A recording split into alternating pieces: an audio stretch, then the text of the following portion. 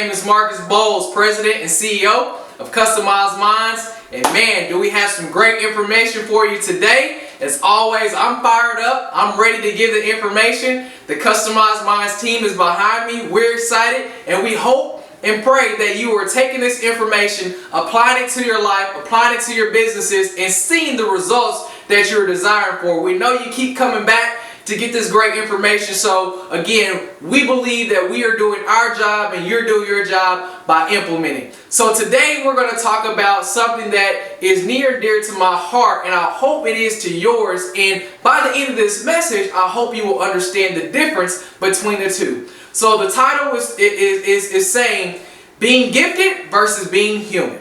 Alright, now what does that really mean? So I'll talk about being gifted first, because a lot of us can relate to being gifted. So we all have been given talents. We all have been given gifts, and I've talked about this before, and it's really your job to understand and go throughout life and experience life and identify your gifts.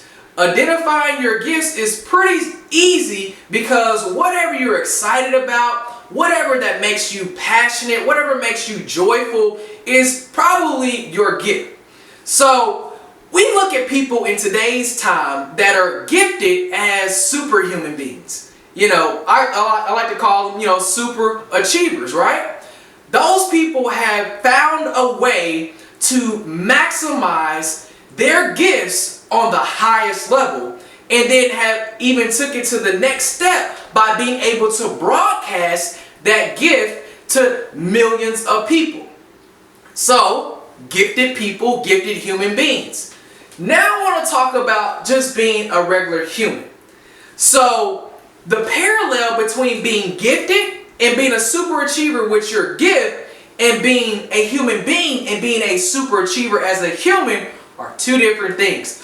But in our society, we try to make them one. So I'll draw that comparison. So you may have someone that may not be or may not have really found out the best way to express their gift, but you call them a good person. Like, that's a good person. They have a good heart. They love people. They help. They care about people. That probably isn't their gift or isn't their talent that they were blessed with, but we call them a good person, being a good human, right? But over here, we call the person that is talented, that, is a professional basketball player or an athlete or some type of profession, they're extremely gifted with their God-given talents. But over here, the person that is just a good person is just a good person, extraordinary in being great as a human. Well, where I want to draw the line is that just because you are gifted and have talents doesn't make you a great human. Alright? You can be gifted and have found out a way to maximize your talents, maximize your gifts, and broadcast that, but then in your personal life, and when you really look at the person as a human, they're not such a great person. There's a lot of stories about that, right? We've seen a lot of professionals, athletes of all kinds. I'm not going to pick on one particular sport, but we have seen a lot of people that have been able to, again, broadcast that talent, that gift, but then, by it being able to be exposed to millions of people, and when the curtain gets peeled back into their personal life, you can't now turn off that camera and we find out that they're really struggling as a human. Being able to be kind, being able to, love and to keep their family together, and to, find their passion and just do some of the daily things that you and I had the pleasure of doing. Not really truly exceeding as a human. But you have the other guy over here that is doing the opposite. They're probably blessed with some extraordinary talent, but they haven't honed in on the skills to be able to broadcast that on the highest level, and then being able to share that with millions of people. But they're a great person. Their spouse loves them. Their children loves them. They're a community leader. They're helping people, feeding the homeless. They have a good heart. They help and love people. They're a good person. So I hope this really helped you. Number one, to draw the parallel between just because you're talented doesn't make you a good human. Just because you're a good human doesn't make you talented. Where you want to be is both. You want to have the characteristics of being a good human and the characteristics of being talented, gifted, and put them into one.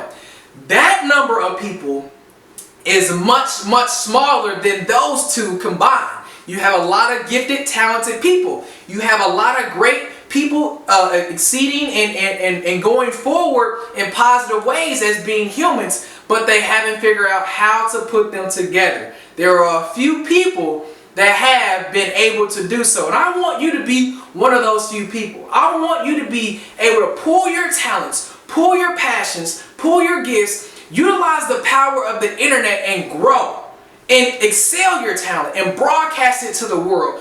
But when the cameras are off, when the curtains are closed, I want your wife, your husband, your spouse, your children, your community, and people to love you. I want them to know that you are passionate and that you are humble, that you will give the clothes off of your back to someone that is homeless, that is struggling. Being a good person, being a good human. That's what I want for you. I want you to be in that small category in the middle. And honestly, I want that category to go bigger. I want it to be bigger because that will make this world a better place. And I believe in you and believe that you will help me express that word and explore those opportunities and really touch some people. So I hope this information helped you. I know it really helped me. I know it has helped our team here at Customized Minds, and those that I've been able to talk to, I know it's helping their lives as well. So take it, apply it, and see the results happen in your life.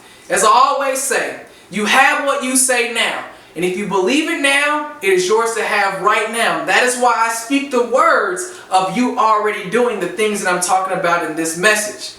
The power of life and death is in the tongue.